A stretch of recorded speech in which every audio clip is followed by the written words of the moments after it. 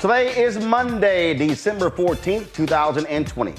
Coming up on Roland Martin Unfiltered, broadcasting live from Atlanta, Georgia. Today is the first day of early voting in Georgia. We were at the polls this morning where Pastor Raphael Warnock and Ambassador Andrew Young both voted together. You will hear from both of them right here on the show. Also, Warnock and John Ossoff, held a joint rally at Turner Field, encouraging folks to get out there and vote, as John Ossoff also led a march to the polls in Gwinnett County.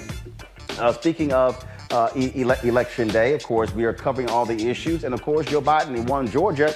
And today, the Electoral College met and certified that he is indeed President-elect of the United States. But Donald Trump and his minions, they continue to assert they actually have a shot at him overturning the election results. Ain't gonna happen. Bill Barr, the Attorney General for Trump, has announced he is resigning effective December 23rd. Also on the show, we'll talk with Ben Crump about a case of a black man being shot and killed in Texas. Folks, it is a jam-packed show, lots to talk about, and it is time to bring the funk on Roland Martin Unfiltered. Let's go. He's got it. Whatever the biz, he's on it. Whatever it is, he's got the scoop, the fact, the find. And when it breaks, he's right on time, and it's rolling. Best believe he's knowing. Putting it down from sports to news to politics. With entertainment just for kicks, he's rolling. It's on go, y'all. It's Roland Martin, yeah. Rolling with Roland now. He's funk, he's fresh, he's real, the best, you know he's Roland Martin now.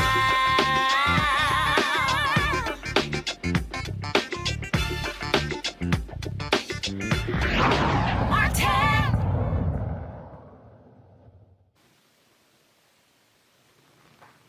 All right, folks, welcome to Roland Martin Unfiltered. We're broadcasting live from Atlanta, Georgia, where today began the first day of early voting. Of course, it will commence for the next 3 weeks all across Georgia. There are 3 races. There's, of course, the 2 U.S. Senate races, and there's a statewide race where an African-American is also running in that particular race. Of course, John Ossoff is running against Republican Senator David Perdue. Pastor Raphael Warnock of Ebenezer Baptist Church, he is running against Senator Kelly Loeffler. They, of course, have been traversing the state, spending lots of time all across the country. This weekend, of course, we also spent time on the road with Pastor Warnock in Albany, as well as Black Voters Matter in Macon, Georgia, and Columbus, Georgia.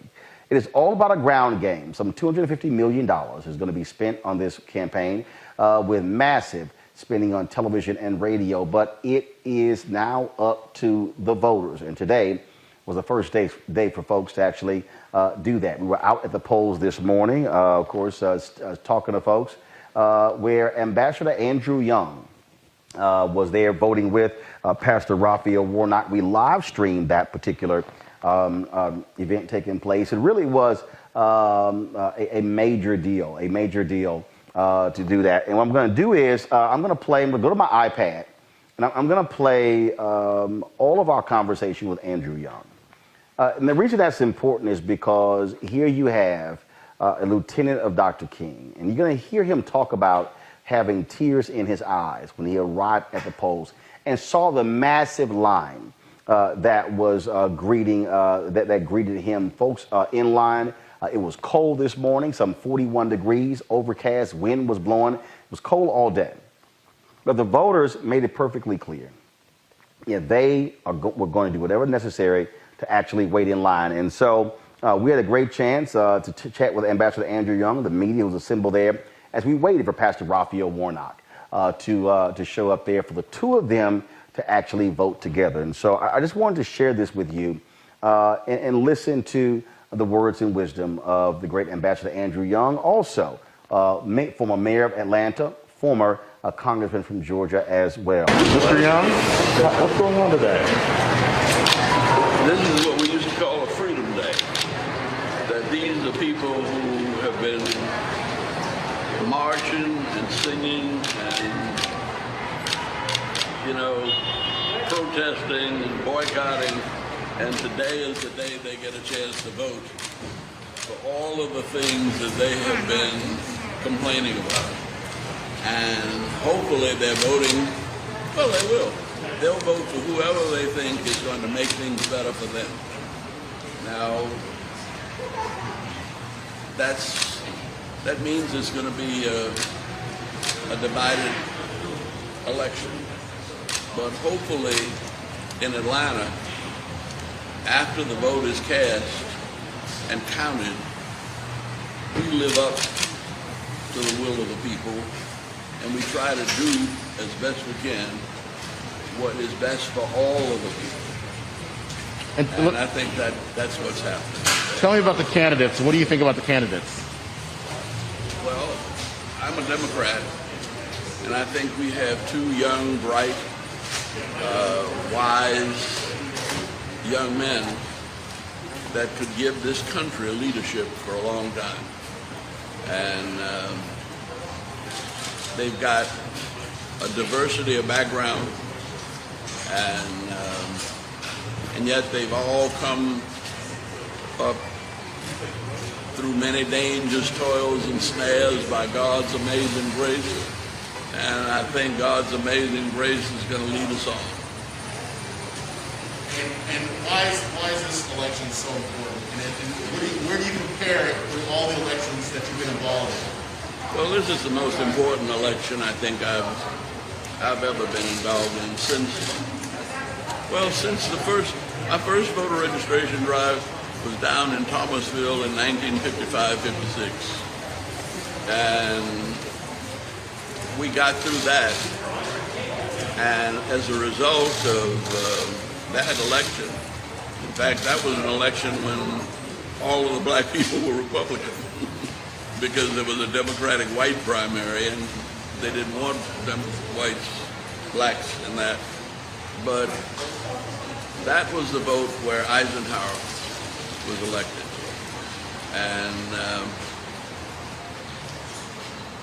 the black Republicans nominated the judges.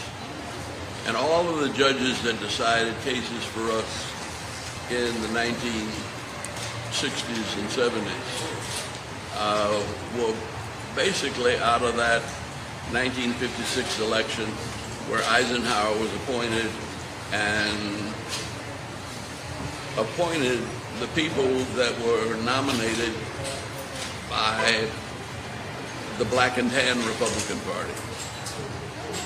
So would you say that out of all your involvements in elections, these are the two most that stand out in your life? No, there's another one, and that was where they elected me.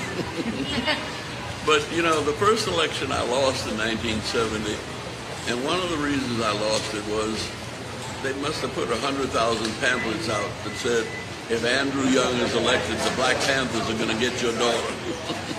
And they had me in a picture of from Mississippi in overalls where I hadn't shaved, and they scared a lot of people into not voting for me.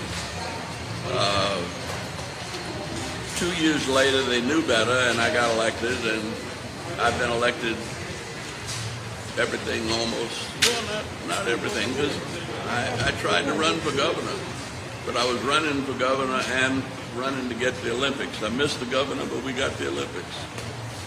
So I got no complaints about what's going on. Matthew, speak about that running statewide, especially having to deal with rural voters. We've already seen polling that a lot of people aren't even aware there's a runoff, and so how critical is it going to be for Ossoff and Warnock to really drive rural turnout, especially among African Americans? Well, actually, Stacey Abrams has been working on getting out the vote and registering voters, and she has personally, she's the only person I know that's personally visited all 159 counties in Georgia, and she carried most of them, but hey, how you doing? But it's, I forgot which lady came. Yeah. She was. I'm an old man. Pretty ladies do that. The importance of targeting those rural voters and getting them to turn out. Well, yeah, I think we do a good job with that. And see, there's no place more than 2 hours from Atlanta almost. 2 or 3 hours. We got good expressways. We have not had as much voter suppression in rural Georgia in recent years as we've had in urban and suburban Georgia. But all of that's part of change. One of the things also points out when we talk about this budget, Republicans already tried to change the very laws that they changed to make it easier for people to vote. Newt Gingrich was complaining that why the Secretary of State making it hard for Republicans to win. I thought the Secretary of State worked for the people, not the Republican Party. Well, and was elected by the people, not the Republican Party. But I've even had, I remember when I was in Congress with Newt Gingrich, I remember when he was liberal enough to take the lead with Jack Kemp on boycotting South Africa. And everybody got caught under, I think they were fearful of the bully in their midst. And I'm sure they know better. And, and I think we will move on after this. And you cannot lose faith in democracy. Because with all of the troubles we got, it's still the best system of government on earth. And, people are afraid of socialism, but you can't have socialism anymore. It cannot exist with cell phones. Gotta ask you, electoral college meets today. Yeah. And that's, Joe Biden will be certified to win again. Just your thoughts on the constant attacks by Trump and his supporters to undermine this election. Well, even the electoral college, this democracy was formed really very well by the founding fathers in 1776. But they knew that they were not right about women or slavery. And we have had to work with the democracy. After the Second World War, they gave white veterans more benefits than they gave black veterans. They've given white farmers more land, big white farmers more land than little black farmers or little white farmers. So, the thing about an election every 2 years is it gives you a chance to perfect the system.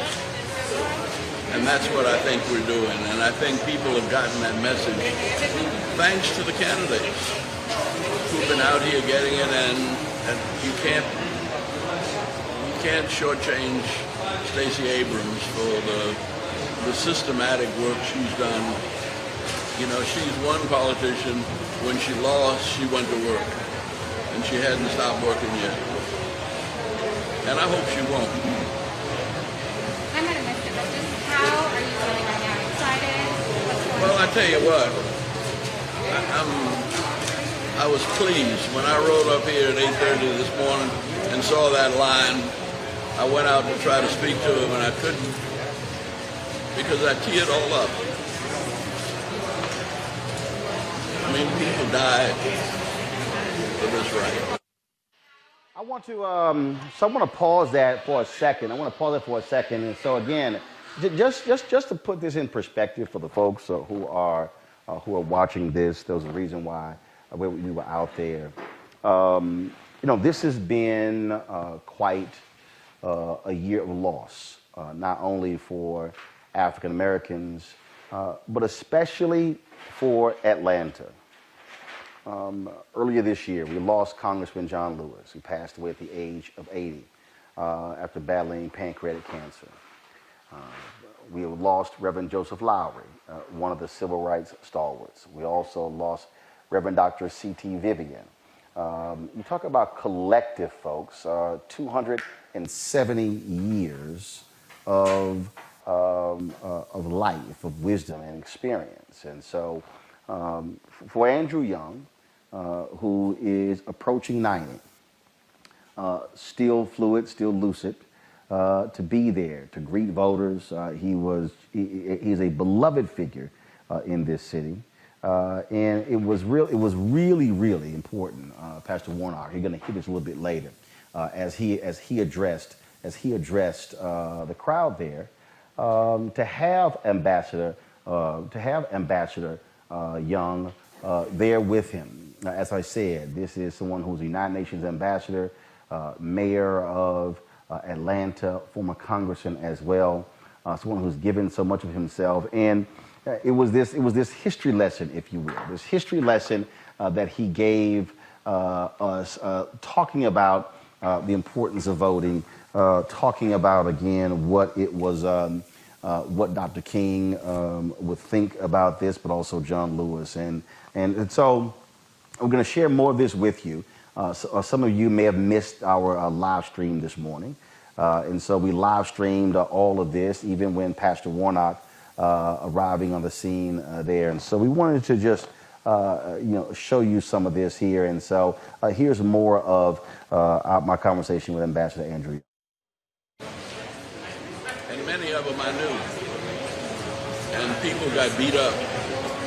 And people lost their homes, lost their jobs. And democracy doesn't come cheap. You have to give some time, and sometimes you have to risk your life that democracy might live. And John Lewis did that. Dr. King did that. Jimmy Lee Jackson in Marion, Alabama, and Schwerner, Goodwin, and Cheney in Mississippi. And then George Floyd is probably responsible for this boom in Minneapolis.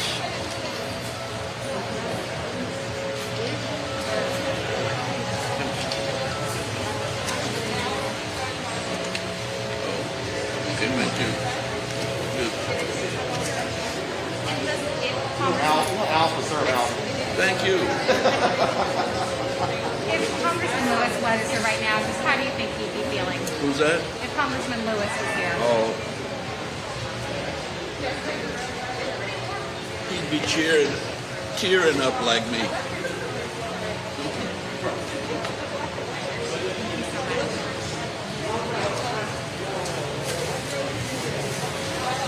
But it would be tears of joy. Tell me that again, I'm sorry. I said he'd be tearing up like me, but they'd be tears of joy.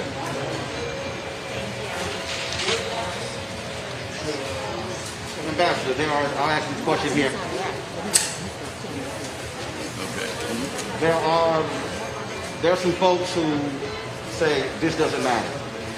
Electing Ossoff, Warnock. There are young folks, there are older folks who say No. Nobody I don't believe there's anybody left that doesn't understand the power of the vote. I mean, there used to be some dumb people, and there used to be some folk that just didn't give a damn about anything, including themselves. But I think we've been through too much, and I think Stacey Abrams said the other night that the biggest increase in voter registration since the last election, that's just a few months ago, a month ago, but the largest increase in voter registration was between 18 and 29-year-olds. And young folk just get so busy. They're so busy growing up, they don't realize that this is a part of growing up. Well, what do you say to that person who says, I haven't seen change, I don't think this, what do you say to that person who is frustrated? Well, I say that what my daddy told me, don't get mad, get smart. When you get mad and get emotional, you do stupid things. And if you stop and think about why things have not gotten better, a good reason why they have not gotten better is we've not voted enough. And we've not voted intelligently. And we haven't, I don't know whether you realize that when I was elected mayor, I was sworn in at 10 o'clock in the morning, got to City Hall about 12. At 2 o'clock in the afternoon, all of my boys from SCLC were out there picketing me. I said, what is the matter with you? They said, no, you're the man now. And I realized, which one? How does she know? Tell her I have my mask, and there's nobody.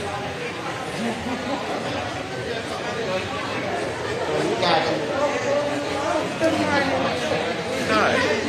How you doing? Fine. Okay. You saying your SCLC guys were picketing you. They were picketing me, and then I realized that this was good because it gave me a constant reminder that I wasn't there for myself. I was there representing them. And I taught them that what you're voting for somebody to be at the table when the money's divided up. And it's all about dividing up the money. And you invest in what you believe in. And if you don't believe in yourself,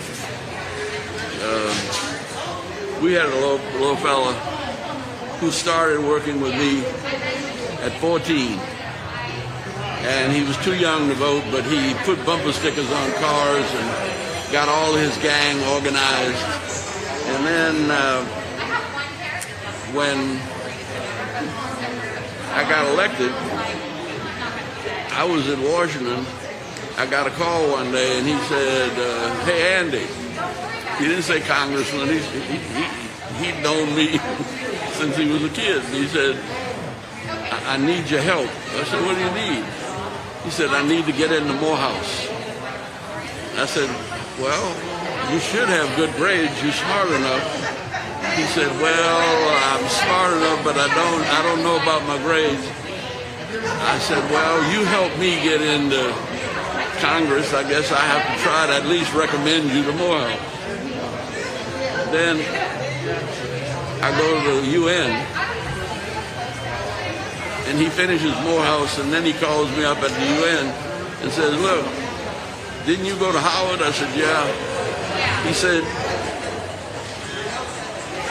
I want to get into Howard's law school. Can you give me a recommendation? So I got him a recommendation for Howard's law school, and he got in, and by the time I left the UN and came back to be mayor, I was, we were finishing the international terminal in the 3rd and 4th runway. And we'd have $300 million deal that we put together to take to Wall Street. It's the first time I'd ever been in a Wall Street boardroom. And I go in there, and there are all of these books for me to sign. And I said, what is this about? He said, if you want your $300 million, you have to sign all these books. And I said, well, what are you doing back there? He said, remember, you sent me to law school. He said, my law firm is doing the legal work on this. I said, how much are they paying you? He said, well, they're not paying me, but the legal fees on this are about $600,000. I said, you getting $600,000? That's more than I'll make it mayor in 8 years. And he said, you should have gone to law school.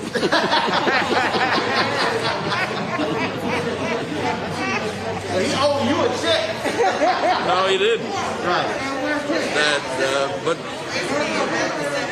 he went from being on the street, putting on bumper stickers, to being in the boardroom, telling me how to get $300 million, and his law firm got $600,000.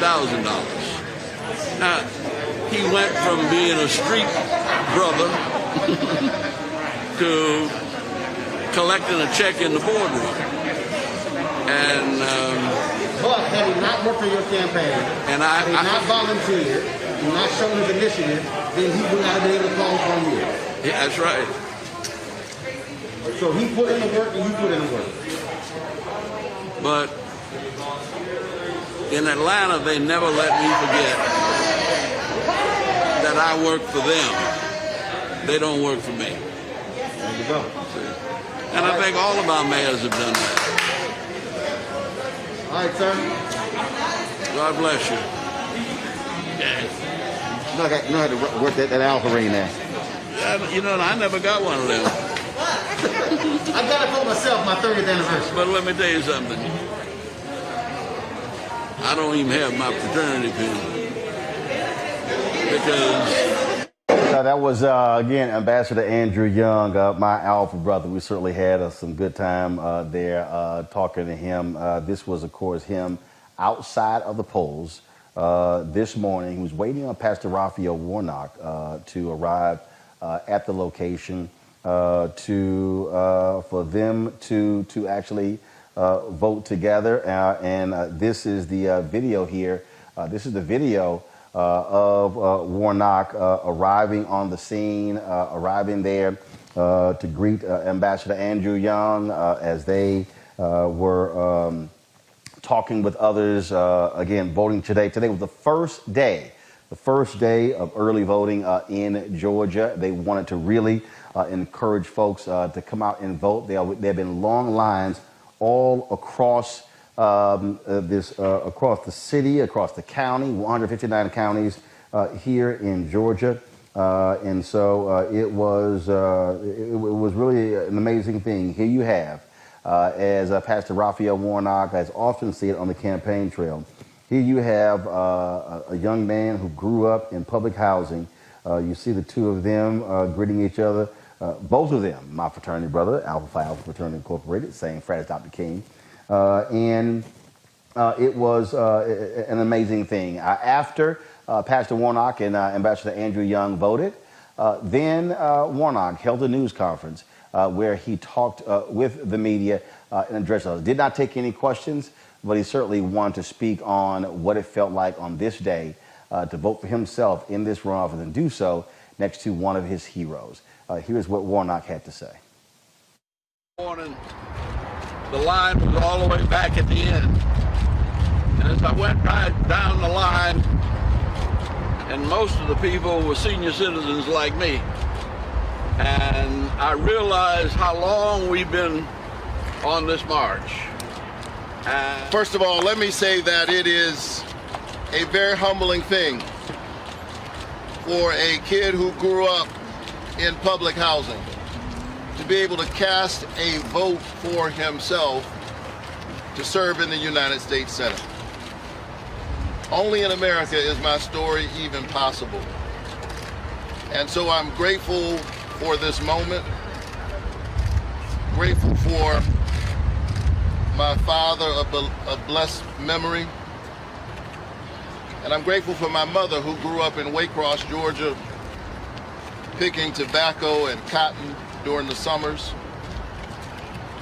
And today she gets to help pick her son to be one of the next 2 United States senators from the great state of Georgia. So I just want to encourage everyone to exercise your constitutional right to vote. And as I've been saying all across this state, we should no longer be talking about election day. The stakes are too high.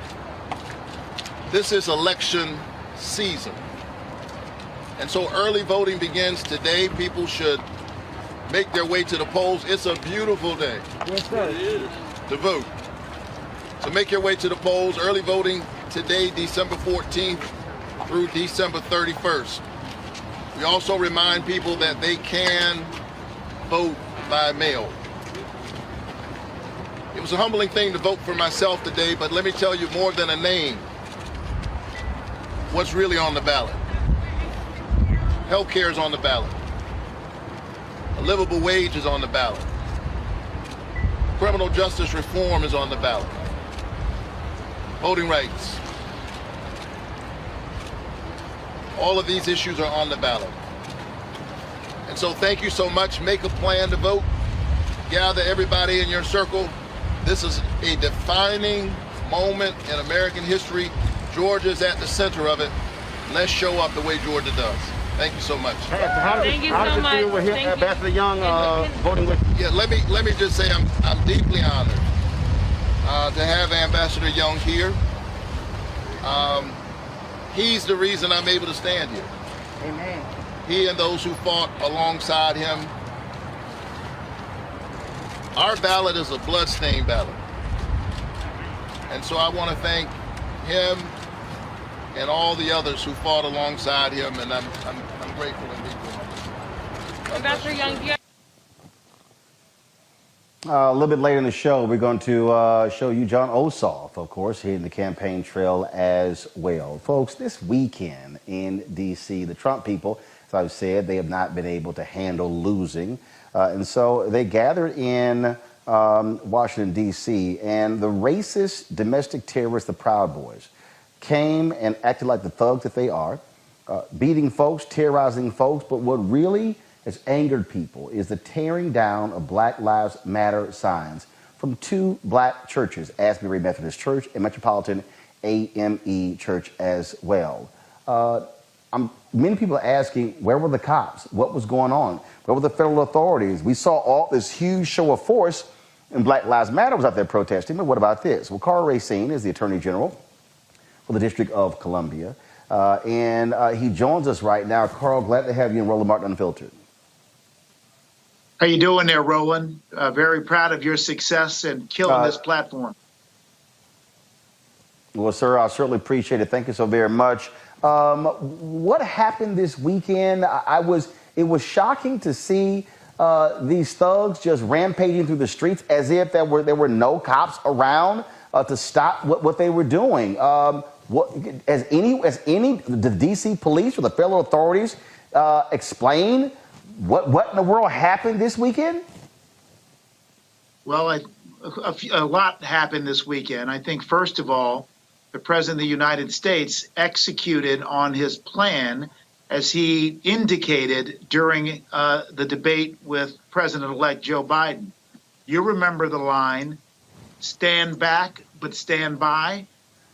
He is now implementing that plan where he's asking the Proud Boys to no longer stand by. And as you correctly noted, they are a hate group, a white supremacist extremist group, who are obviously trying to destabilize the core principles of equality of our country. With regard to what occurred in the District of Columbia, you had a group of honestly hate mongers out to create havoc and distraction. And once they distracted the Metropolitan Police Department enough, they went ahead, as I'm sure they planned, and sought to desecrate African American churches. There is no coincidence that the AME Church over right by 17th and Rhode Island was targeted. That church, of course, is the sister church to Mother Emanuel in Charleston, where just a few years ago, Dylan Roof executed a number of peaceful and loving parishioners. I'm happy to talk about the Metropolitan Police Department if you would allow me to take another minute. Is that okay? Sure. Go ahead. Let me just tell you what I know. And I know this because our lawyers at the Office of Attorney General were following literally radio feeds going in and out from the police department to certain law enforcement officials, including our own. The Metropolitan Police Department were literally deluged minute by minute with all manner of events. And overwhelmingly, and I'm going to speak very honestly because I don't mind being critical of the police when it is appropriate.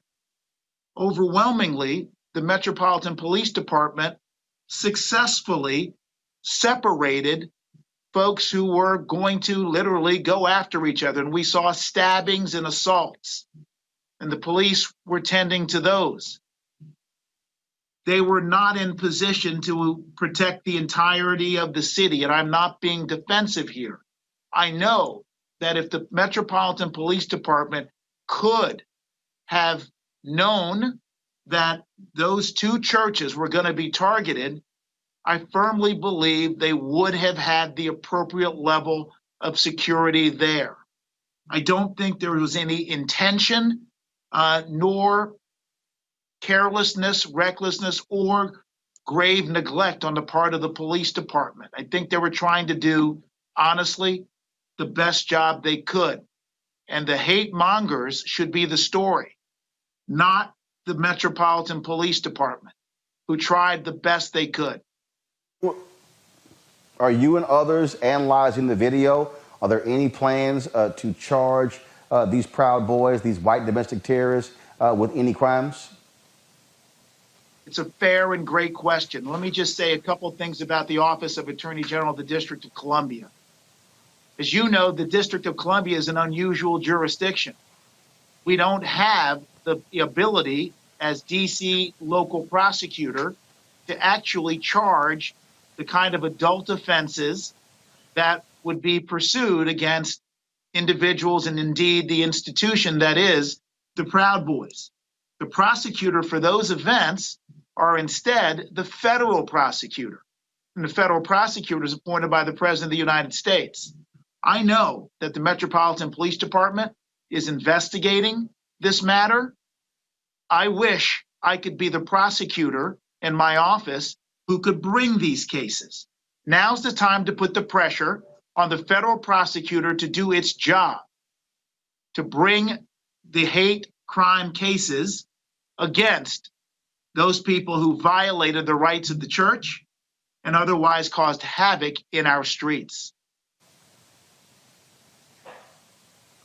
Well, it certainly was shocking and stunning for a lot of people to see what happened, to see what they did, desecrating those two black churches. Clearly, they were targeted as well, and so we certainly hope that the federal government would do what they're supposed to do. Well, again, what we're dealing with is, of course, Donald Trump and his minions as well. But it was pathetic to see again, those individuals, bringing their hate down the street. And what really just bugs me to death, white conservative evangelicals have been real quiet. They've said nothing about the attacks on these They black said churches. zero, That to Roland. me is You're a shame. exactly right. The leader of the Proud Boys visited the White House. Get this right. A hate group leader visited the White House. And then, hours later, went about desecrating black churches. Roland, may I raise an issue with you tonight? Yeah, go ahead.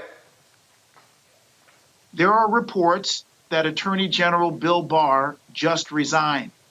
I think it's effective in some days or shortly before Christmas. Yeah, Have you heard of that? Yeah, December 23rd. He has resigned effective December 23rd. I am deeply concerned, Roland, as I sit here tonight, about Bill Barr's resignation. Bill Barr has done Donald Trump's bidding since he came into office as Attorney General. In a way, Bill Barr was like an accomplice, maybe a driver who's involved in wrongdoing. The fact that he is leaving the car right now tells me that maybe Mr. Barr, who's done the bidding of Donald Trump, doesn't want to do the bidding of what is planned next.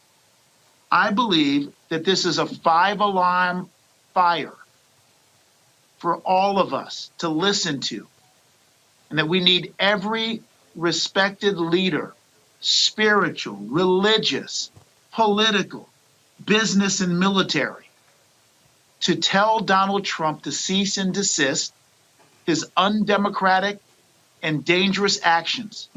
We need General Mattis, perhaps one of the most respected individuals in our country, to come out now and urge the military to not participate in any way in whatever Donald Trump has planned.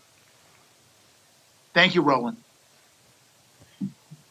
Carl Racine, Attorney General for District of Columbia. We certainly appreciate it. Thank you so very much. Now I want to go to our panel here. Joining us on today's panel is Julianne Malveaux, economist, president emerita, Bennett College, Teresa Lundy, principal founder, TML Communications, Joseph Williams, senior editor at U.S. News and World Report. It was certainly something to behold, Julianne, to see those white domestic terrorists rampaging down the street, beating people, harassing people, and to see what they did to the Black Lives Matter signs at Asbury Methodist as well as Metropolitan AME. You know, Metropolitan AME Church is my church. It's where I worship. Unfortunately, now online, but I joined about 4 years ago. I adore my pastor, who has much more equanimity than I do about this. This nonsense, Roland, is ridiculous.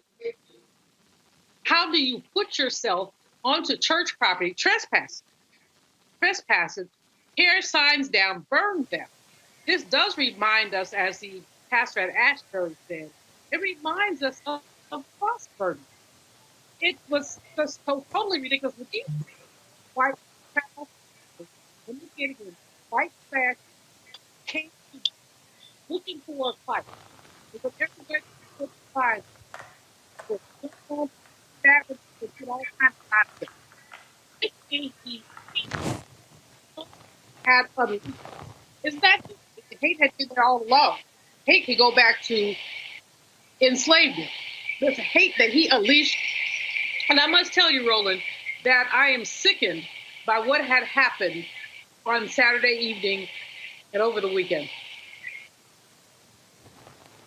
I want to go to Joseph Williams. Joseph, again, to see what happened, I would think that federal authorities should be examining those videos and, again, using artificial intelligence to find out who those folks were and to prosecute them to the fullest extent of the law.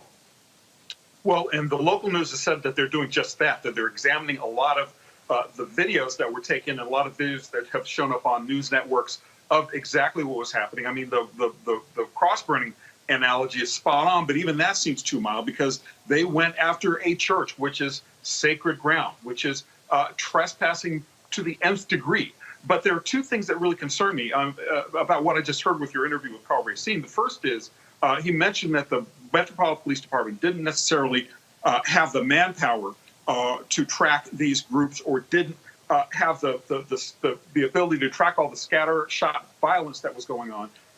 That concerned me a little bit. Number one, because back when the George Floyd protests were happening, they had choppers in the air, they had extra manpower on the ground. They had all kinds of things going on to make sure that they surveilled these people and that they knew where they were going ahead of time. That's concern number one. Concern number two is his comment about Bill Barr is just resonating in my head, and I'm like, holy mackerel! If this guy is saying he's ringing the alarm bell about the departure of Trump's number one ally, there must be something incredibly mind-blowing about the fact that this man, presumably who has at least a little bit more information and more context than we do, that there's something afoot, and that is not good. Roland, I know I'm speaking out of turn, but let me just say one more thing. Mayor Bowser, like I said, I know I'm speaking out of turn, but let me just say this. Mayor Bowser has been ahead of the game up until now. Now she's behind the game. She could have put troops out there, police out there. Peter Newsom has resigned his position. He's going to some smaller district with a $40,000 pay cut so he could get away from all of us, quite frankly. But the mayor should have, she's been doing a good job with COVID, but this is where she has dropped the ball, and we just need to make it clear. She's a sister, she all that, but this is on her watch. Teresa, this is not going to be the last time we see this. I mean, folks had better be prepared, because Trump and his minions, especially these Proud Boys, these thugs, are so angry that he lost, and Trump is stoking them, and not even in a light way. They cannot, and we better be real careful between now and inauguration. They simply cannot accept the fact that Joe Biden and Kamala Harris beat Donald Trump. And groups like this, these radical, right wing, almost conservatives, almost, just those groups that just choose not to believe in democracy and the way things work. So these are the people who I like to call the forgotten ones. Those who, feel like they've been empowered by, a leader that, maybe strokes their ego or strokes some sort of, some radical play that allows them to feel good about themselves, which is so interesting because some of these people are working directly in the institutions that we seek to change. So no, they're not going to be happy with what's going to happen when Kamala Harris and Joe Biden gets in. I think it is very interesting. Dr. Julianne brings up a great point that the mayor of D.C., phenomenal woman, but she did drop the ball. There were things that she could have done, but you know what? We're not in that administration, so we do not know if she did try and, something else happened. But I do believe if we're going to spread Black Lives Matter in yellow across the streets of Washington, D.C., we should have a better understanding of the ones who are taking part in this rally, but also some pro defense mechanisms that could have happened in order for some of those issues not to take place. Well, we certainly going to be monitoring this, and we hope to see. We certainly hope to see charges leveled against these individuals for their actions. I did reach out to the pastor of Metropolitan AME to see if he could join us. He was unable to do so tonight, but we certainly they have a standing invitation. The pastor Lamar does to come on here at any time. Folks, I told you we were out early today, really all over Georgia the last several days. Focusing on the runoff here, and then we're going to show a little video from my iPad. This is some drone footage of John Ossoff. He had a march of the polls in Gwinnett County, meeting with some of the people, of course, who are supporting him. And again, he is running against Senator David Perdue, running in tandem with Pastor Raphael Warnock. And so after of course, of course, he spoke to the supporters there, and then after they actually did this particular march, he took some questions for some of us, and here is John Ossoff. John, you've been traveling the state bus tour. Give us a sense of rural Georgia, how they've been responding, and your thoughts about how critical that turnout is going to be. We've been focused on having a presence and being visible and being accessible and holding events in rural Georgia. And look, the needs of people across the state are the same: health, jobs, and justice. People, 2 million Georgians don't have health insurance. 2 million Georgians. And many of those who are insured are underinsured. And many of those who are insured live hours from a clinic or a hospital. We've lost 9 rural hospitals in 10 years in Georgia. It doesn't have to be that way. Where's our senator been while these hospitals have closed? We need to rush resources to build clinics and hospitals across our state to make sure that every family in Georgia can access the health care they need. We need to invest in rural infrastructure, rural broadband, upgrading public school facilities, transit and transportation links to connect our farming communities with world markets and create jobs and economic revitalization in rural Georgia. And we need to pass a new Civil Rights Act to secure equal justice for all, regardless of race and regardless of class. And that's why it's so important to vote this week. How do you respond to Newt Gingrich saying that the Republican Secretary of State is making it harder for Republicans to win? I thought the Secretary of State works for all citizens in Georgia, whether they're Democrat or Republican. Newt Gingrich is upset that Secretary Raffensperger is not abusing his authority to disenfranchise people. Newt Gingrich wants the apparatus of voter suppression that's been built in Georgia since the Shelby County v. Holder decision in 2013 to suppress black voters in this state and win elections through voter suppression. They thought that the apparatus of voter suppression would keep the lid on the pot, but the will of the people is boiling over. People want health, jobs, and justice. Okay. Again, folks, runoff, of course, voting began today. A little bit later in the show, we'll show you just a little bit of the video we shot at the rally that took place, the drive-in rally, social distance rally, with John Ossoff and Pastor Raphael Warnock in the parking lot of Turner Field. Tomorrow, President Joe Biden will be here, and we'll be, of course, he'll be here for a rally with Ossoff and Warnock, and we will be live streaming that rally right here on Roland Martin Unfiltered. Folks, let's go to Texas, where there's a shocking story of a young man, Joshua Feast. Shooting took place in Lamarck, Texas. He was shot by law enforcement on December 9th. Now, protesters have taken to the streets to demand the firing of Lamarck police chief Kirk Jackson and officer Jose Santos. According to investigators, Feast was a person of interest in an ongoing investigation of recent shootings in Lamarck. On December 9th, officers say they saw Feast sitting in his car. He then exited his vehicle and started running across the street. That's when officers opened fire on the 22-year-old. He was taken to a local hospital and died. Joining me right now is Attorney Ben Crump, who's attorney for the Feast family. Attorney Crump, have they released any of the body cam footage? Have they released anything for the public to see exactly what took place? We know, based upon existing reports, that Feast was running away from officers. So why did they fire?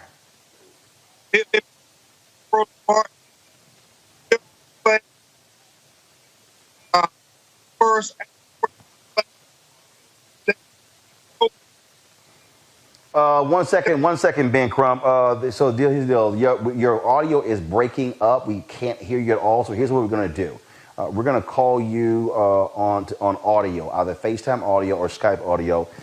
And so we'll forego the video, but we want to be able to hear exactly what you have to say. So folks, if y'all can go ahead and do that, but it's breaking up badly. We can't understand what Ben is saying. So y'all let me know when we have just Ben's audio. Just Ben's audio. As I said, folks, this case has stirred up a hornet's nest there in Lamarck, Texas. Lamarck sits between Houston and Galveston. And it is a shocking story, but it's a common story. Again, where police shoot an African American running away. Now, officers always talk about firing. The law says if their lives are in danger, but someone running away, your life is not in danger if they're running away. Feast is dead.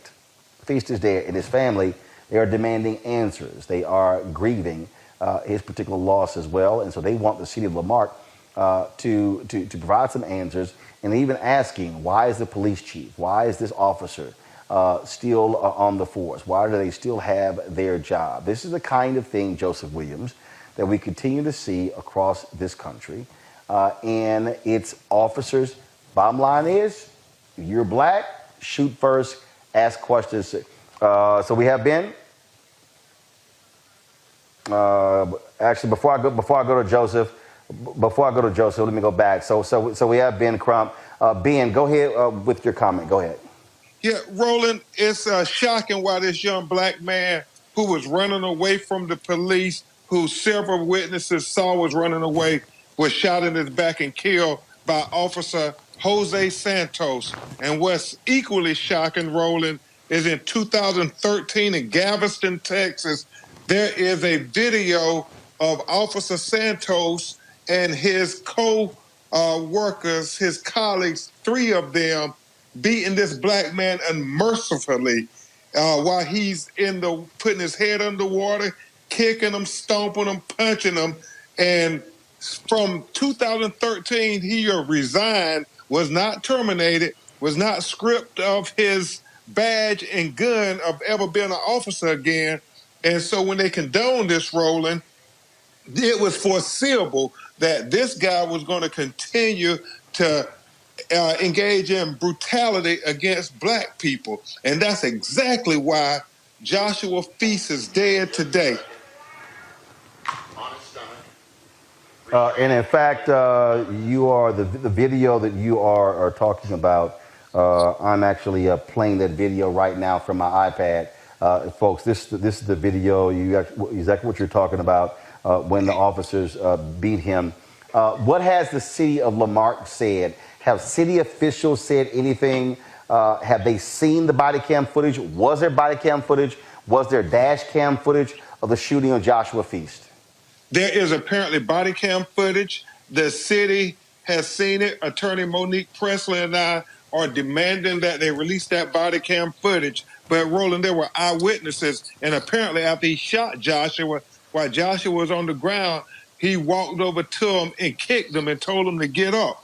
And so it's just further evidence that this guy is not fit, does not have the temperament, does not have the professionalism to be a police officer. So we're demanding he be terminated immediately and that these body cam videos be shown to make sure that he is arrested for cold-blooded murder. Yet again, another black man. Roland, it's 94 black people that have been killed by police in America since George Floyd died on May 25th, 2020.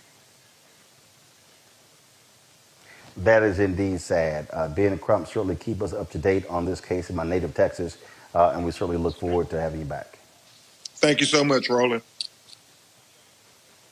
All right, folks. Got to go to commercial break. When we come back, we'll talk more with our panel about the runoffs in Georgia. Also, Joe Biden, Electoral College, it's official. President-elect of the United States, MAGA, I call them maggots, the Trump MAGAites, they are still not happy. Y'all, your boy lost. Suck it up. We'll talk about that with our panel as well. And at the bottom of the hour, Joe Biden and Kamala Harris, the president-elect and the vice president-elect, will speak to the nation, and we'll carry it live right here on Roland Martin Unfiltered. Back in a moment. I think what still impacts and what creates change is when we mobilize. When we say we're not powerless, and if I get with you and you and you, and all of a sudden it's 10 to 20 to 100 and 500 and 2,000 and 5,000, all of a sudden you have mobilized people, that creates that voting power. And then when you throw somebody out, it catches their attention real quick. But not only just that, they have to know what it is that they're standing for.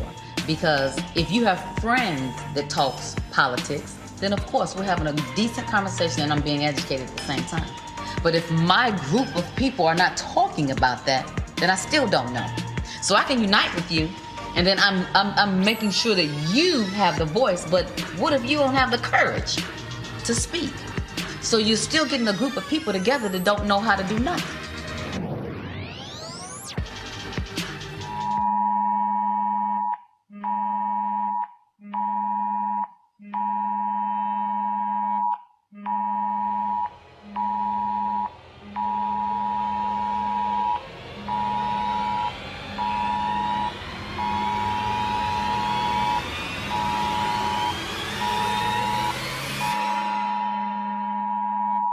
The Lincoln Project is responsible for the content of this advertising. Before we knew about COVID-19, Kelly Loeffler and David Perdue received classified briefings about the virus. And what did they do next?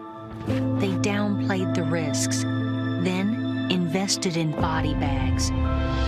10 months later, over 10,000 Georgians dead. Kelly Loeffler and David Perdue, dead wrong.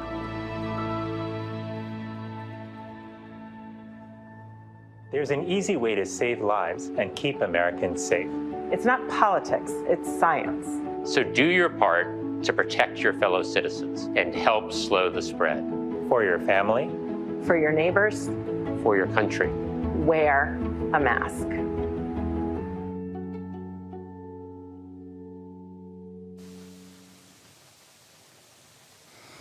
Well, y'all, Donald Trump has lost again. Today, the Electoral College met in state capitals all across the country, and Joe Biden and Kamala Harris have received the 306 Electoral College votes that they won by winning a variety of states across the country. It is one of the biggest margins of someone defeating an incumbent president. Trump world is not happy. They still are contesting the election. It does not matter. Now they have this last-ditch effort trying to ask the House of Representatives to cast aside the votes of millions of people. This is pretty much of a joke, Joseph. It really is. But also, it is a grave threat to democracy when you see what Republicans are doing, not just 126 House members, not just these 18 Republican attorney generals, but also these Republicans in the Senate, people who've known Joe Biden and Kamala Harris for a very long time, who are so afraid of Donald Trump, they won't even own up to Biden and Harris winning. Well, this is the kind of dysfunction that happens in third world countries, people that don't have an established system of democracy. The problem here, however, is the fact that Republicans love power and they're craving it, and the only person who they think has it or has access to it is Donald Trump. Now, I wonder what's going to happen when he finally leaves office and whether or not this kind of thing goes away. I kind of tend to think it's not going to go away. And where does that leave us? It leaves us in basically a party, or rather a country, with one functional party and another party that's looking to undermine democracy. So it's clear, it's been clear since 3 weeks after the election that Joe Biden was the winner and that Donald Trump had no clear path to declaring victory, but he figured that he was going to try to make mischief anyway, and it's going to pay off. And to me, there's kind of a through line here between what we saw in D.C. this weekend with the Proud Boys, what we see in Texas, and the fact that the Republican Party has remained silent on all of it. So I don't think that it's any mystery why these people showed up in Washington, why more people may show up at Washington to contest an election that's been over for almost a month and a half now. Teresa, you even have these idiots like Alan West, who now is chair of the Texas Republican Party, saying that people like Texas should secede from the United States. First of all, the red states, y'all, you can't succeed because you're broke. Most of the red states gets more money from the federal government than they actually generate themselves. So y'all can't afford it. So shut up. At all. I mean, it's a disgrace on so many levels. I mean, democracy is hanging in the balance here because we are seeing, Republicans really try to find themselves in a president that literally has only himself in mind, right? And so it's literally like they're like placing all their bets onto Donald Trump. And when he leaves, they know for sure that their seats are going to be at the balance of And that means all of their, back and forth, all of their non-agreeing, all their, denying a presidency, defying the Constitution of which they say they live by, is all going to go by the wayside. And so it's a very important time. Right now is a very important time in history. It's another reason why I'm wearing this American flag, because history is taking place with these runoff races, but it's also showing us where our country needs to go and the type of leadership that needs to be put in to place, so we stop electing these traditional politicians that do not have the people in mind, but they have self that is at the forefront of this discussion. But the thing here, Julian, that this is not a laughing matter. The Wisconsin Supreme Court today ruled against the Trump lawsuit regarding the election. It was a 4-3 vote. It wasn't 7-0. 3 Republicans, Wisconsin State Supreme Court justices, agreed with the Trump people. I think that's something that we cannot overlook, that these folks are such partisan hacks, they will ignore the law to advance their interest. How do you get more than 100 members, Republican members of Congress, sign on to the Texas lawsuit? That's how you get a 4-3 vote in Wisconsin. The fact that Joseph said earlier, these people love power more than they love democracy. The blessing at the moment is that the Supreme Court, even with its 3 Trump appointees, has not yet been swayed by this nonsense. But the fact is that these folks will do anything to say,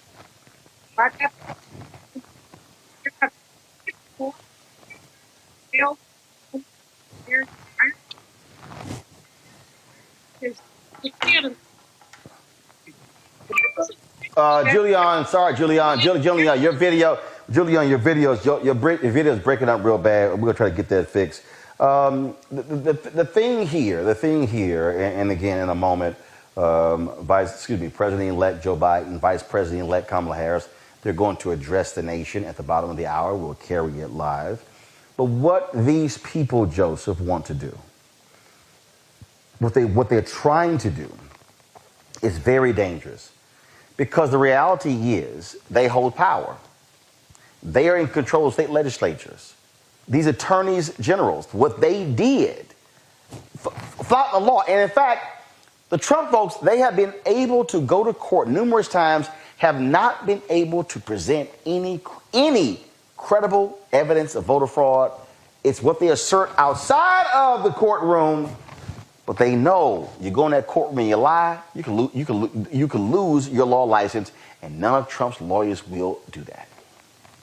Well, and that's the problem, I think. Somebody needs to pay a penalty for this, for bringing a frivolous lawsuit that could threaten and undermine democracy. But there's also another important point here. I mean, you talked about the Wisconsin judiciary saying that they were not going to accept Trump's lawsuit, that they turned it down. It was not unanimous, right? And that, to me, reminds me of the fact that they've been salting these judges in the federal bench all 4 years of Donald Trump's term. Now, it didn't necessarily pay off in the Supreme Court this time around, but certainly the feeder courts that lead judges to get to the Supreme Court are all filled with Trump appointees, and some of them are not qualified to hold the office. It's not just me saying it, it's the American Bar Association, and it's repeated that they have had people who have ascended to the federal bench who are not qualified to do so. They do that for a reason. They're looking for hacks, and those hacks are established. And not only are they established, but they will have some influence for some time to come. Now, that's what worries me about the whole Wisconsin thing, is that, yeah, we had, there were 4, it was a 4-3 vote. 3 people got defeated by 4, but what happens when it comes the other way around?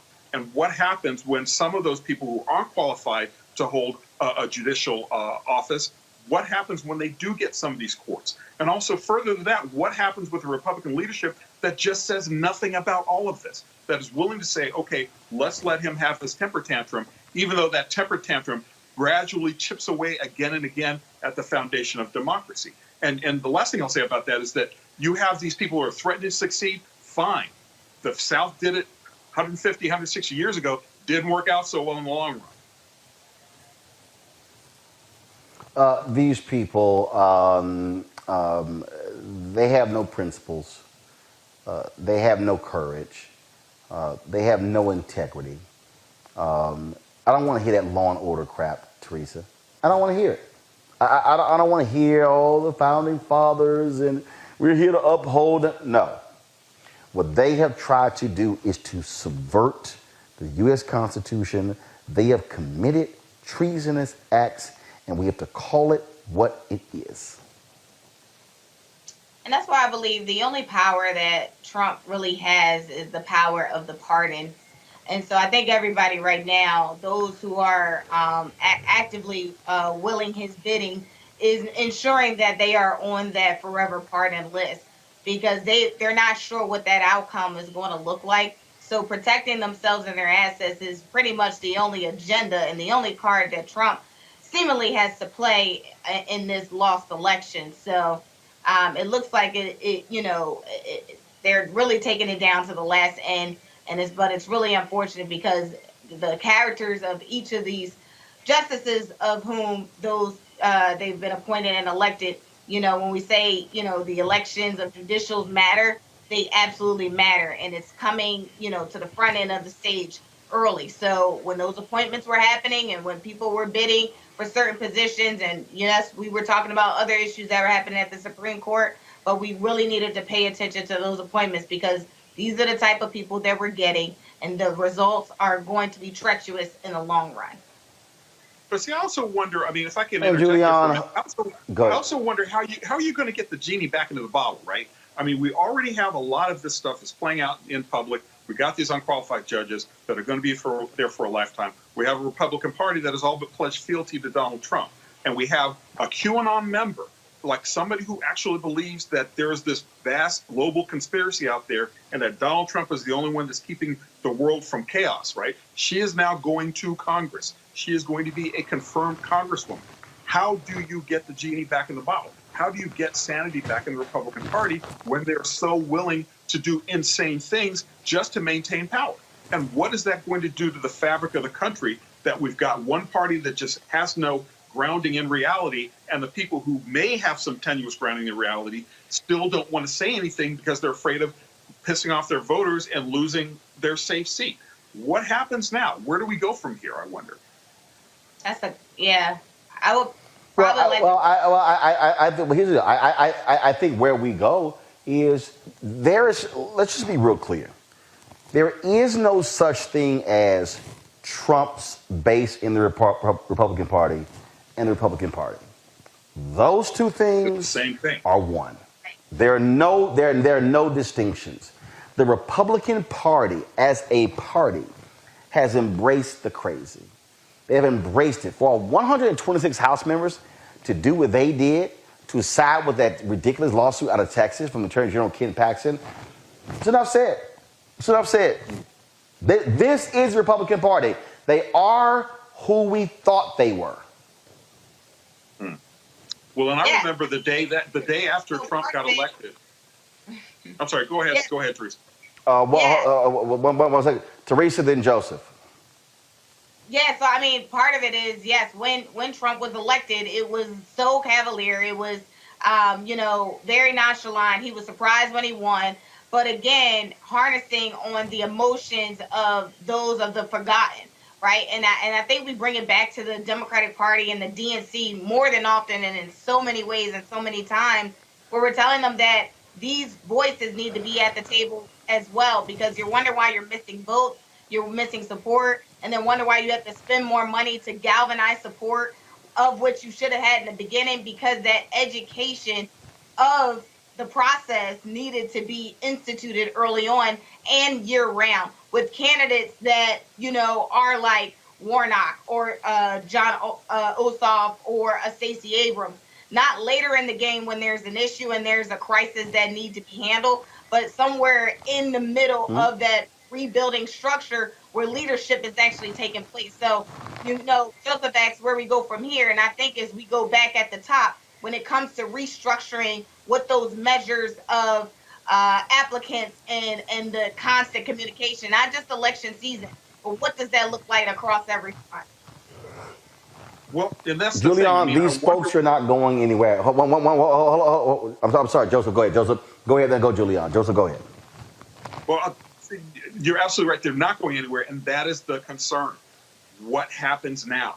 What does the Democratic Party do now? It's clearly not an argument about economic anxiety. That's out the window. We have hundreds of people in downtown Washington beating people up, tearing down Black Lives Matter posters.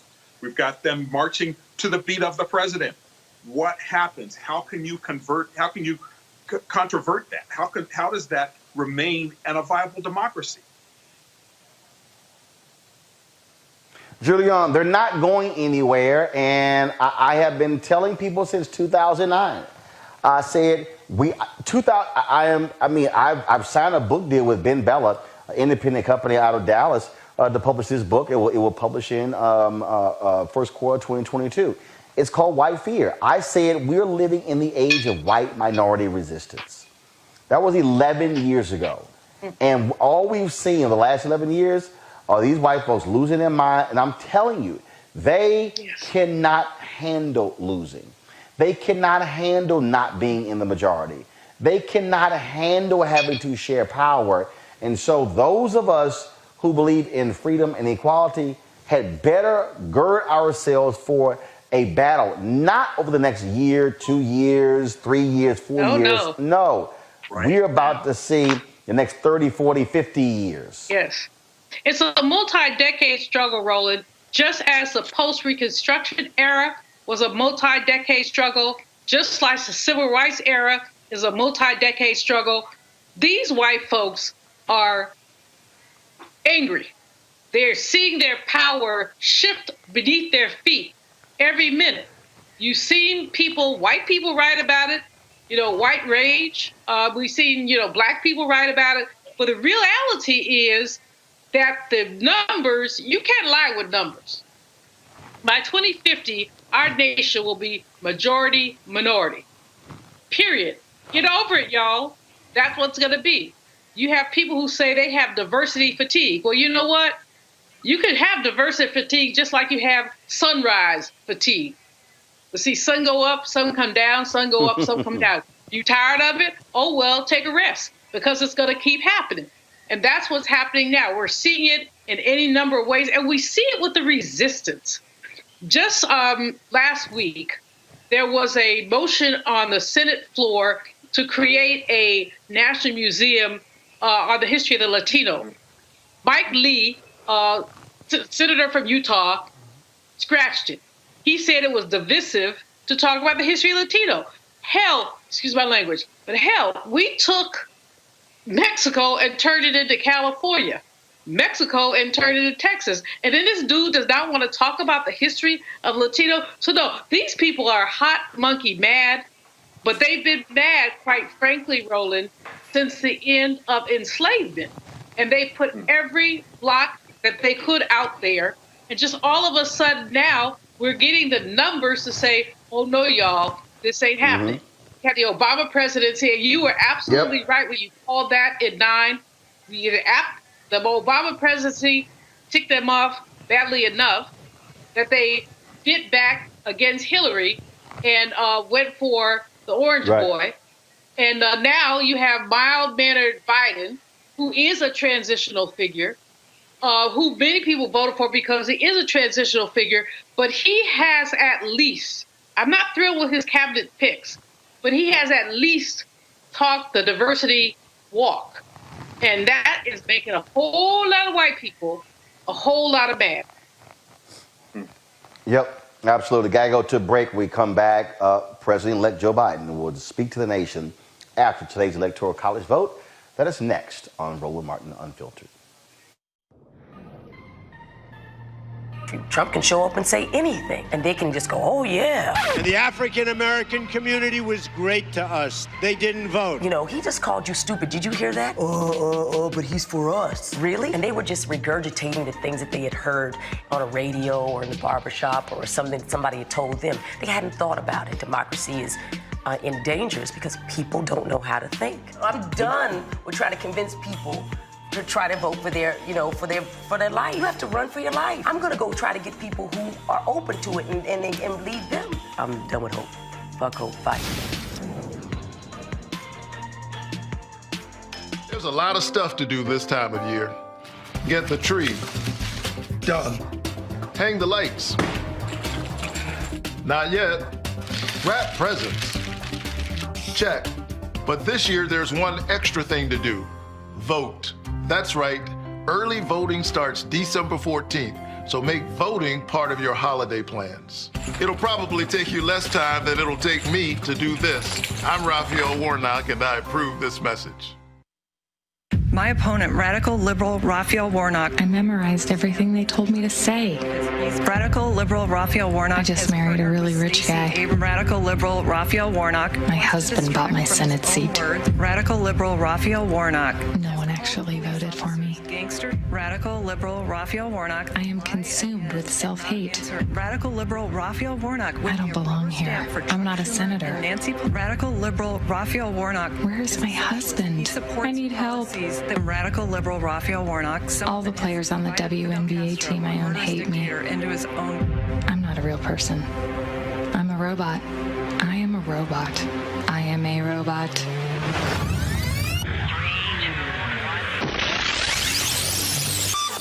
Sure do need to vote now. Touch your neighbor and say, neighbor, your vote is your voice. And I want you to remember this. Our parents did more with less than we do today. With less, they beat slavery. With less, they beat Jim Crow. With less, they beat lynching. With less, they beat the KKK. With less, they won women's suffrage. With less, Harriet Tubman got 500 slaves out of slavery. She didn't have email. She didn't have text. She didn't have Facebook. She didn't have Instagram. She didn't have Twitter. She didn't have a car. All she had was faith in God and a .38 pistol on her side and moss on the north side of the tree and a North Star in the middle of the night. She did more with less, and we must do more. iPad. If your vote didn't matter, you wouldn't have so many people trying so hard to stop you from voting. There is some value there. But even when you talk about that people are not paying attention to your issues, I can't pay attention to your issues if I don't even know you there. And the only reason people are going to know you there is when you show up to the polls and vote. That's when that power manifests itself. But as long as you stay at home, as long as you're making excuses, then guess what? You will always experience these issues that we're experiencing today. And another thing, don't get caught up in the candidates. Right? There's no such thing as a perfect candidate, but you should be going to vote for the most important person, and that is you and the one you love. You talk about you'll fight for the one you love. You're willing to die for the one you love. You need to ask yourself, are you willing to vote for the one you love? Because if you don't, there's going to be somebody's neck on yours pretty soon. Welcome back to Roland Martin Unfiltered. Vice President Joe Biden.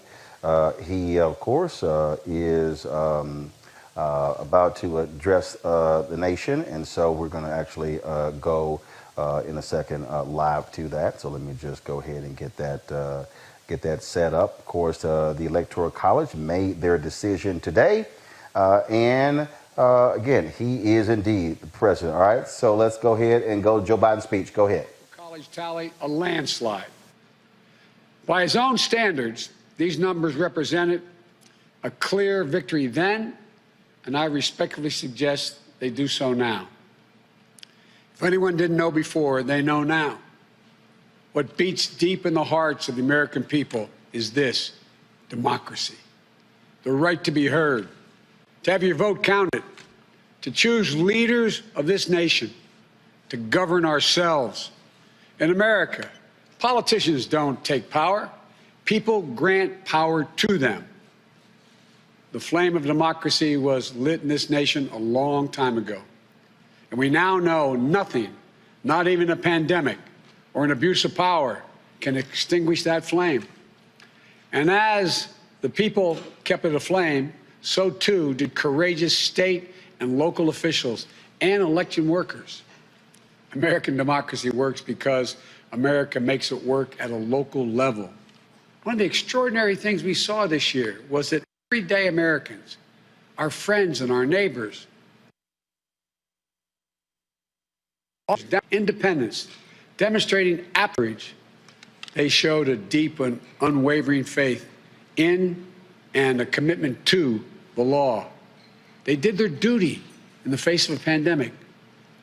And then they could not and would not give credence to what they knew was not true. They knew this election was overseen by them, it was honest, it was free, and it was fair. They saw it with their own eyes, and they wouldn't be bullied into saying anything different. It was truly remarkable, because so many of these patriotic Americans are subject to so much, enormous political pressure, verbal abuse, and even threats of physical violence. While we all wish that our fellow Americans in these positions will always show such courage and commitment to free and fair elections, it is my sincere hope we never again see anyone subjected to the kind of threats and abuse we saw in this election. It's simply unconscionable. We owe these public servants a debt of gratitude. They didn't seek the spotlight.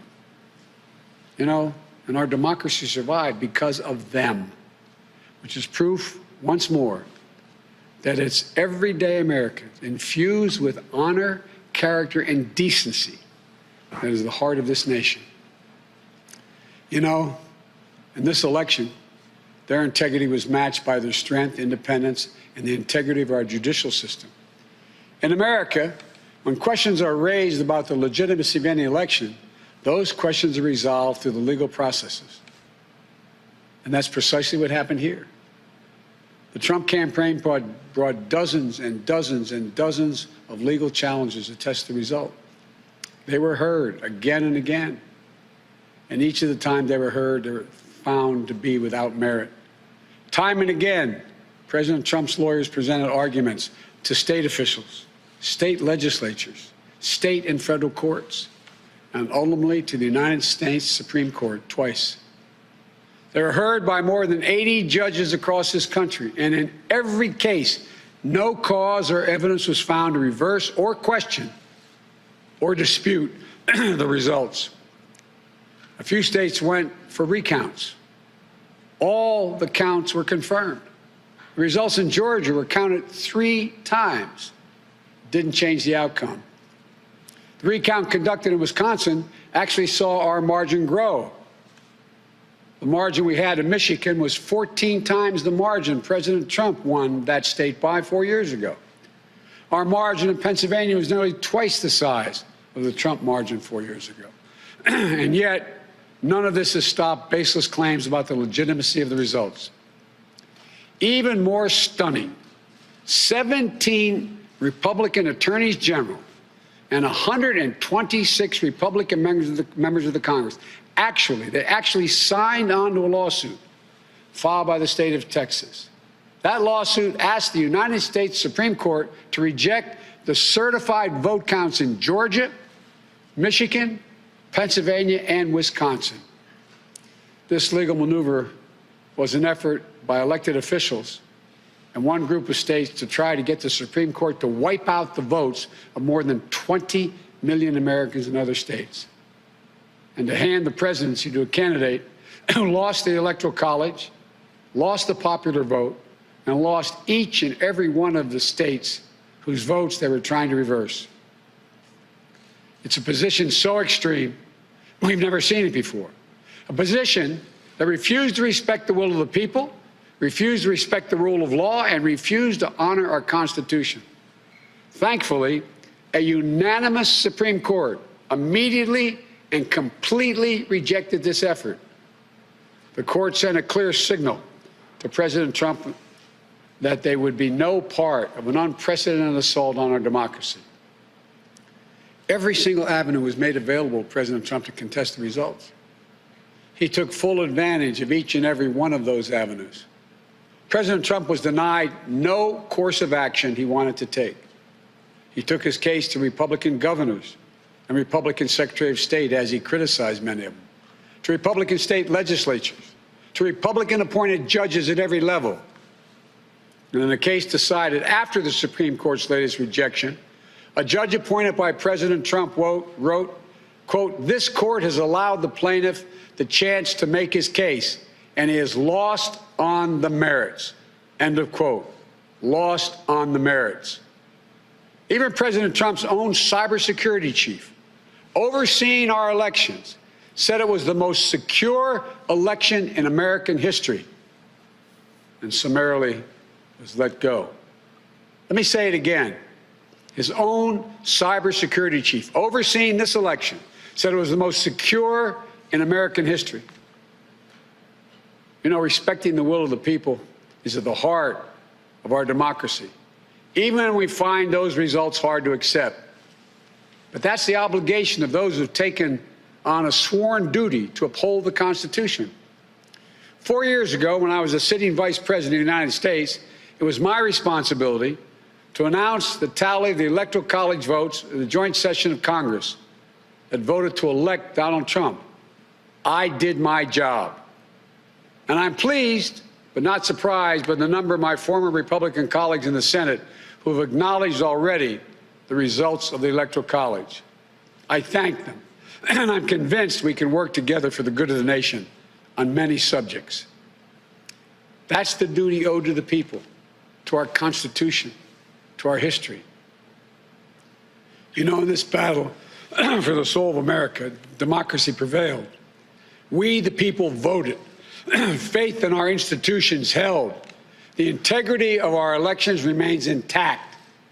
And now it's time to turn the page, as we've done throughout our history, to unite, to heal. As I said in this campaign, I will be president for all Americans. I'll work just as hard for those of you who didn't vote for me as I will for those who did. There's urgent work in front of us, getting this pandemic under control and getting the nation vaccinated against this virus, delivering immediate economic help so badly needed by so many Americans who are hurting today, and then building our economy back better than it ever was.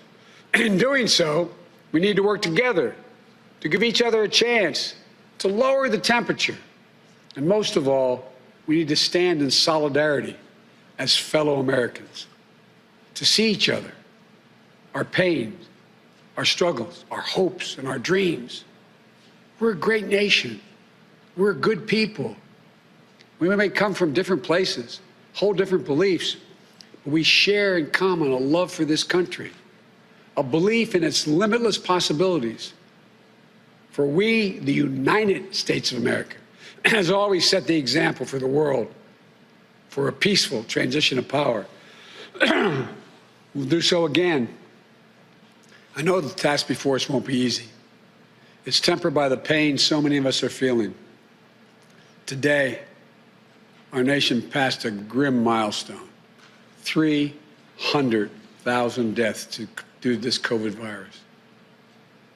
My heart goes out to each of you in this dark winter of the pandemic, about to spend the holidays and the new year with a black hole in your hearts, without the ones you loved at your side.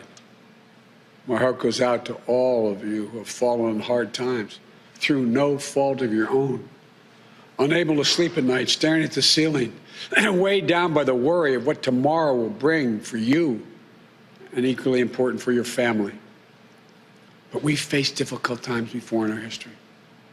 I know we'll get through this one, but together. That's how we get through it, together.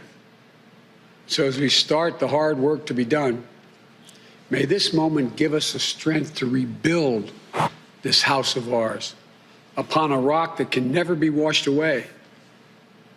As in the prayer of St. Francis, for where there is discord, union, where there is doubt, faith, where there is darkness, light. This is who we are as a nation. This is the America we love. And that is the America we're going to be. So thank you all. May God bless you. And may God protect our troops and all those who stand watch over our democracy. Thank you. Folks, that was President-elect Joe Biden speaking from Wilmington, Delaware, where after today in Electoral College met in state capitals across the country and where he received 306 Electoral College votes. Man, Teresa, what it's like to have a president give a speech that's presidential. Refreshing, invigorating, all the adjectives that is necessary for our leadership in this country in order to move forward. I mean, you know, he talked about the soul of the nation. He talked about his plan of moving forward. It was very clear, concise, and on point. And this is the time that we need it. We are moving into another phase in this country where we are talking about fixing the problems that we've all had to endure in the last 3 years, 4 years, really, since Donald Trump was elected, but also identifying some of those fears and some of those issues and also providing solutions. And that's where I think Joe Biden and Kamala Harris comes into play, where leadership, if we didn't notice it before, this is the time we're really going to notice it. So it was just very refreshing just to see a president that is willing and able to articulate what it is he's going to do and how he's going to scale back the unnecessariness of the Trump administration. Julian, you heard President-elect Joe Biden talk about surpassing 300,000 COVID-19 deaths in the United States.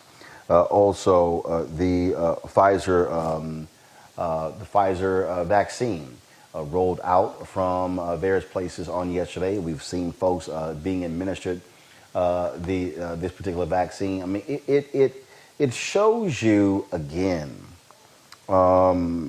just the stark difference in listening to Trump and his minions and listening to professional, qualified, smart, dignified, sobering voices. And I think come January 20th, you're going to see a completely different governmental reaction than the absolute shit show we've seen since January in this country. You know, Joe Biden comes to the table calm, moderate. There are no antics in his toolbox. We have had 4 years worth of antics. We've had tantrums. We've had name calling. We've had nonsense. Now we have a grown, mature man who comes to us. And it's a shame that you have to say that the president is grown and mature, because the president should always be grown and mature. But we haven't had that. We've got someone who comes, he speaks calmly. He talks about pulling people together. He talks about what needs to happen. He's aware of the coronavirus in a way that the previous one was not. But it's not just the coronavirus. He's aware about the hundreds of thousands of people who are not eating, who may be evicted, and his tone and tenor are empathetic to that. So this is, as Teresa, this is so refreshing to see. It's just so refreshing to see. And at the same time, this man is going to need support. Within the Democratic Party, there are a lot of differences. Young people have not seen anyone like them on the cabinet. Where's Buttigieg?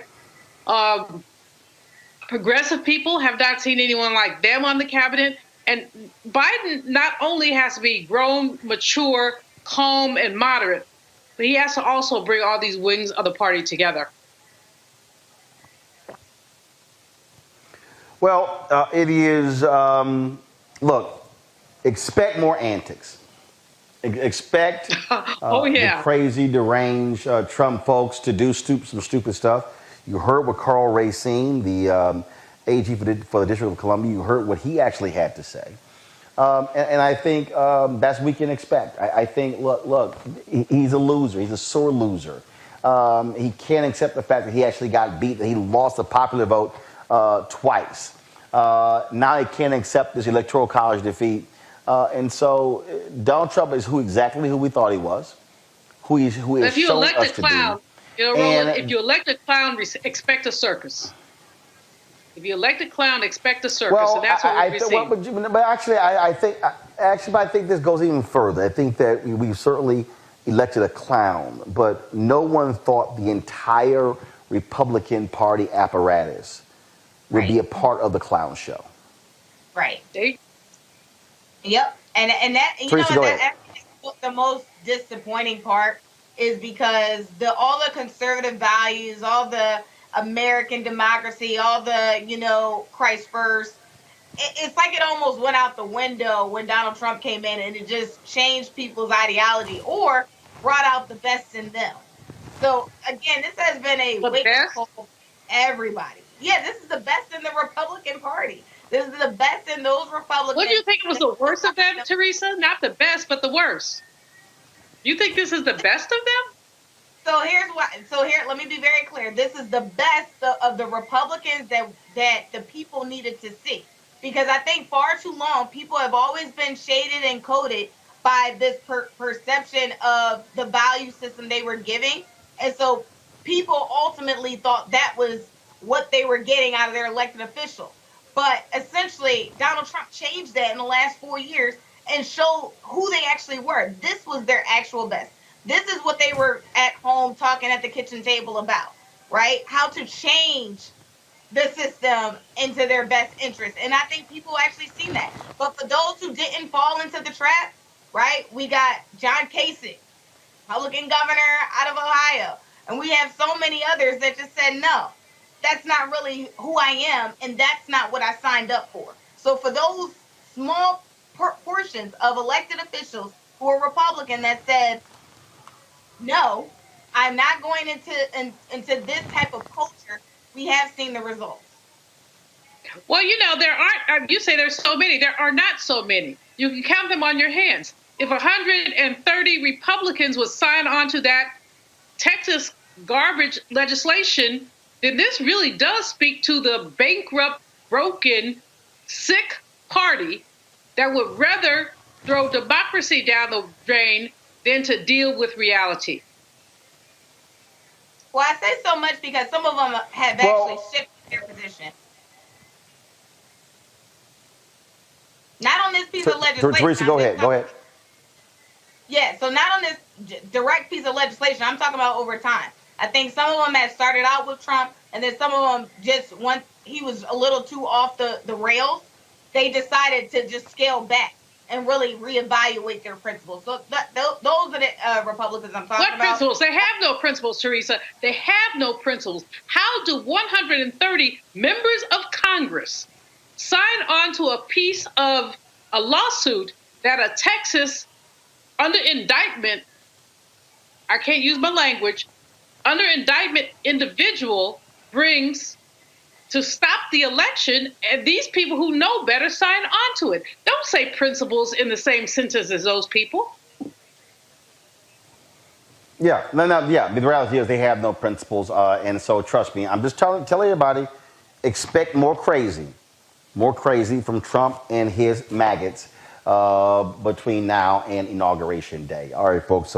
Certainly some sad news. We lost two cultural icons over the weekend. First up, country music legend Charlie Pride died at the age of 86 from COVID-related illness. He, of course, died at his home, longtime home, in Dallas. He was a country music star who broke many barriers. In 2000, Pride was the first black artist inducted into the Country Music Hall of Fame. In 1971, became the first black performer to win the CMA's coveted Entertainer of the Year. Between 1969 and 1983, Charlie Pride amassed 29 #1 Billboard country singles and became the first black act to win a Grammy in a country category, of course, which was Best Male Country Vocal Performance. For his 1971 album, Charlie Pride sings heart songs. He leaves behind his wife, Rosine, as well as their 3 children. We also, folks, lost to COVID an actress, 76-year-old Carol Sutton. Many of us remember her, of course, from Steel Magnolias, Queen Sugar, and Lovecraft Country. New Orleans Mayor LaToya Cantrell spoke highly of Sutton in a tweet stating, quote, "Carol Sutton was practically the queen of New Orleans theater, having graced the stages across the city for decades." Smith Sutton leaves her 2 children, Archie and Anya. Folks, that is it for us. I want to thank Teresa. I want to thank Julian and Joseph Williams as well for joining us. Of course, we are here in Atlanta, Georgia, covering the Georgia Senate runoff race. It has been quite the busy time for us here in Atlanta. Tomorrow, of course, we'll be at the rally of Joe Biden. He, of course, is going to be coming to town tomorrow, and he is going to be here, again, campaigning on behalf of Raphael Warnock as well as John Ossoff. We have, what we've done is, folks, trying to bring you the kind of information that's necessary to what's going on here and really being on the ground. So, it's one thing to have folks who are talking about this just sitting in studios, but we want to be able to cover the necessary things for you. This is some video here we shot of us being out there at the Ossoff Warnock rally today that took place at Turner Field. And if you want to actually see that particular rally, all you got to do is just simply go to our YouTube channel and you'll actually see that full rally as well. And so again, today we had Warnock and Andrew Young at the voting booth, and of course we had the Ossoff rally in Gwinnett County, and then of course we had that rally. So tomorrow, look for us to be live streaming the rally of Joe Biden coming to Georgia, a state that he won, to campaign on behalf of John Ossoff and Raphael Warnock. Folks, we appreciate all of your support. Your dollars make it possible for us to do what we do. For us to be able to put on this production, to do this kind of show. Look, let's be real clear. We aren't seeing all these other black media people out here on the ground covering this like we are. That's why Roland Martin Unfiltered needs your support. You can support us via Cash App, $RM Unfiltered. Of course, paypal.me/RMartinUnfiltered, Venmo.com/RM Unfiltered. You also, of course, you can support us via Zelle, Roland at RolandSMartin.com. You can also send us a money order to New Vision Media, Inc., 1625 K Street Northwest, Suite 400, Washington, D.C., 2006. We are close to our goal of having 20,000 of you become members of our Bring the Funk fan club. Our goal is to have 20,000 of our supporters contribute a minimum of $50 each, of course, which comes out to be $1 million. That's $4.19 a month, 13 cents a day. And again, there's some people, if you can't afford that, but people have given less. We appreciate that. 25, 10, 5, as little as $1. And then, of course, we've had people give a lot more than that. And we thank all of you who have given above and beyond that $50. Some of you have given $500, $1,000, $2,000, $5,000, $10,000, $15,000, one person $30,000, because they believe in the mission of Roland Martin Unfiltered. And that is for us to be able to have a news source that speaks to our issues, our concerns, and being completely unapologetic. And that's why it is called Roland Martin Unfiltered. So please support what we do. None of this stuff is free, but I'm telling you right now, it makes a huge difference for us to be able to tell our story where we control the narrative and we're getting the unvarnished truth when it comes to these issues. And so, again, please support us. Again, if you're on YouTube, you can give right there on YouTube. You can also give on Facebook as well. And so a lot of y'all been watching for free. Look, I totally understand. There are a lot of people are having very difficult times, but if you can support us, we certainly appreciate it if you would. All right, folks, that is it for me. We're going to get some rest, but long day today, long day tomorrow, as we continue our coverage around the clock of the Georgia Senate runoff. I'm Roland Martin signing off from Atlanta. I'll see you tomorrow. How?